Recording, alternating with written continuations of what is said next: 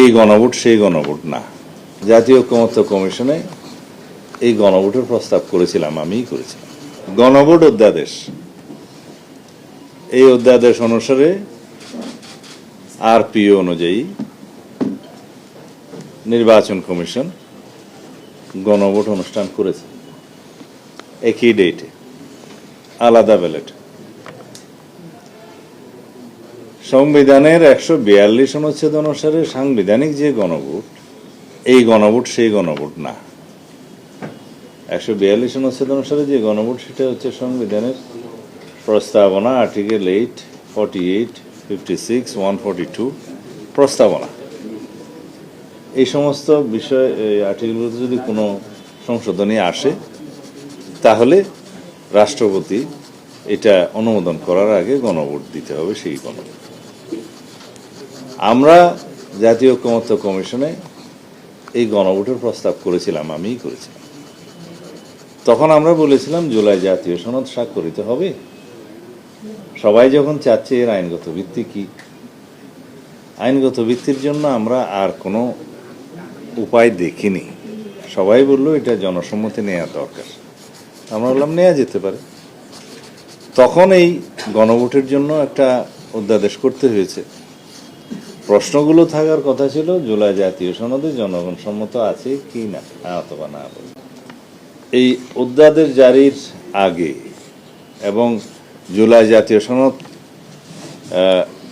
জাতীয় সকল রাজনৈতিক দলের রাজনৈতিক সমঝোতার দলিল হিসাবে ঐতিহাসিকভাবে স্বাক্ষরিত হওয়ার পরে, ইন বিটুইন দিস টাইম, একটা রাষ্ট্রপতিকে দিয়ে আদেশ জারি করিয়ে দেওয়া হলো, যে আদেশ জারির ক্ষমতা রাষ্ট্রপতির সাংবিধানিকভাবে ছিল না, নাই।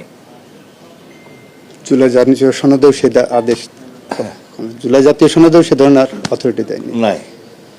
এখন সেই আদেশের মধ্যে এমন কিছু বিষয় অন্তর্ভুক্ত করা হলো এবং তার পরবর্তীতে সেই আদেশের কিছু অংশ উদ্ধৃত করে গণভোট অধ্যাদেশ জারি করা হলো।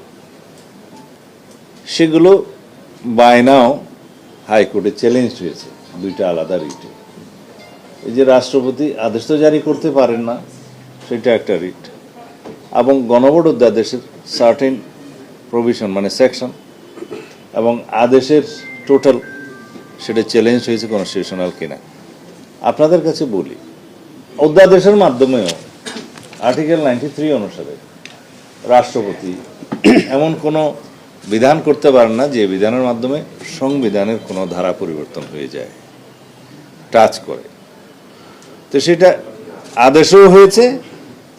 জাতীয় সনদের বাইরে জুলাই জাতীয় সনদ সংবিধান সংস্কার বাস্তবায়ন আদেশ 2025 নামে যেটা হয়েছে, ওর মধ্যেও সেটা হয়েছে ভায়োলেশন।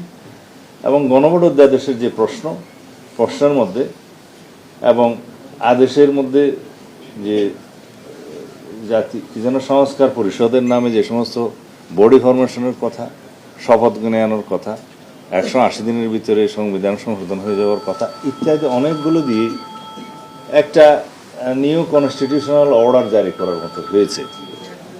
তো সেই জন্য এই আইন অধ্যাদেশ এবং আদেশটা যেখানে হাইকোর্টে চ্যালেঞ্জ হয়েছে, সেটাও পরে হাইকোর্ট কি বলে দেখি। কিন্তু আমার রাজনৈতিক বক্তব্যটা আমি বলি এখন, এই কথা শেষ হয় না। গণভোট অধ্যাদেশের অনুমূলে গণভোট অনুষ্ঠিত হয়েছে এবং গণভোটের বৈধতা প্রশ্ন, সেটা যখন আমরা এই সরকারের মানে ইন্টারিম গভর্নমেন্টের সমস্ত বিষয়াবলী যখন আমরা লেজিটিমেসি দেব সাংবিধানিকভাবে চতুর্থ তফসিলে, তখন তাদের সমস্ত এই কর্মকাণ্ডগুলো বৈধতা পেয়ে যাবে।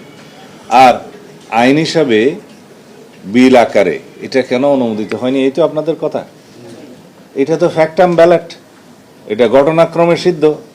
অধ্যাদেশ জারি হয়েছে, গণভোট অধ্যাদেশ, গণভোট অনুষ্ঠিত হয়েছে এবং সেটার বৈধতা আছে। এটার বিষয়ে নতুন করে আইন করে এটা নিয়ে আগামীতে তো এর উপরে কোনো গণভোট হবে না। ভবিষ্যতে যদি কোনো গণভোট করতেই হয়, আইদার সাংবিধানিক গণভোট হবে আর্টিকেল 142 অনুসারে, অথবা যদি সংবিধানের বাইরে, যেহেতু সংবিধানে এমন কিছু বলা নাই যে আর কোনো গণভোট কোনো বিষয়ে করতে পারবে না সরকার চাইলে, সুতরাং সেটা যদি করতে চায় অন্য কোনো বিষয়ে, সেটা আলাদা একটা আইন পাশ করতে হবে। সেই হিসাবে তখন একটা নতুন গণভোট যদি প্রয়োজন হয় হতে পারে। সুতরাং এইটা হুমকি দেওয়ার কোনো বিষয় নাই, এটার বৈধতা তো আছে, অবৈধতা বলছি না। এবং ওভারঅল সংবিধানের ৪র্থ তফসিলে যখন বিগত গভর্নমেন্টের সকল কর্মকাণ্ডকে কিছু একটা বাদে আর কি, দুই একটা বাদে বৈধতা দেয়া হবে, তখন সেটা লেজিটিমেট হয়ে যাবে, এভরিথিং কভার।